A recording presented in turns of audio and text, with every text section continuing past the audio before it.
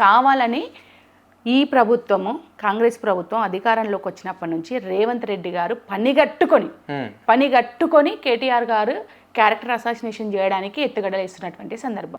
ఈ car rising ఏంటండి? ఎన్ని పెట్టుబడులు వచ్చినాయి? 700 కోట్ల పెట్టుబడులు వచ్చినాయి. మరి నువ్వు పెట్టిన అందాల పోటీల నుంచి వచ్చిన పెట్టుబడులు ఏంటి? ఆ అందాల పోటీల సందర్భంగా జరిగింది ఏంది? ఇవాళ సిట్ పేరుతో నోటీసులు నువ్వు ఇవ్వడం కాదు, అందాల పోటీల సందర్భంగా ఒక ఇంగ్లాండ్ మహిళ పట్ల చాలా అసభ్యంగా ప్రవర్తించినందుకు నీ అనుచరులు ఎవరైతున్నారో వాళ్ళకి నువ్వు సిట్ నోటీసులు ఇవ్వాలి. ఎందుకు ఇవ్వలేదు? ఇవాళ భూకుంభకోణం ఇండస్ట్రియల్ ల్యాండ్కి సంబంధించి 5 లక్షల భూకుంభకోణానికి తెరలేపారు నీ అనుచరులు. నువ్వు ఎందుకు ఇస్తలేవు వాళ్ళకి సిట్ నోటీసులు? అంతెందుకు ఓపెన్గా కొండా సురేఖ గారు కూతురు చెప్పింది.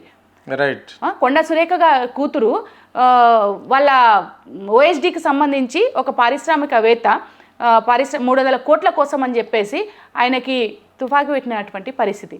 దీని మీద మాట్లాడారే? దీని మీద సిట్ కమిటీ వేయండి, దీని మీద సిట్ విచారణ చేయండి. మీరు కేటీఆర్ గారిని ఎంత మాట్లాడినా, కేటీఆర్ గారి ఆ క్యారెక్టర్ ఎంత అసాసినేట్ చేసినా, కేటీఆర్ గారు ఏంది అనేది ప్రజలందరికీ తెలుసు. తెలంగాణ ప్రజలకి, ముఖ్యంగా యువత కేటీఆర్ గారిని కోరుకుంటుంది. ఇవాళ ఆయనకున్నటువంటి జ్ఞానం కావచ్చు, ఆయన మాట్లాడే అనర్గలైనటువంటి స్పీచ్ కావచ్చు, ఆయన ప్రతి అంశాన్ని కూడా చాలా కూలంకషంగా ఈ తెలంగాణ సమాజానికి కాబోయే ఒక అంటే భవిష్యత్తుకు ఒక నిర్దేశాన్ని ఇచ్చేటువంటి నాయకుడు కేటీఆర్ గారు.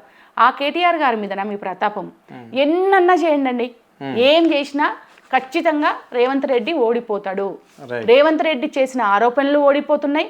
రేవంత్ రెడ్డి గారు చేసినటువంటి ఈ క్యారెక్టర్ అసాసినేషన్ ఆయనే చులకన అవుతున్నాడు.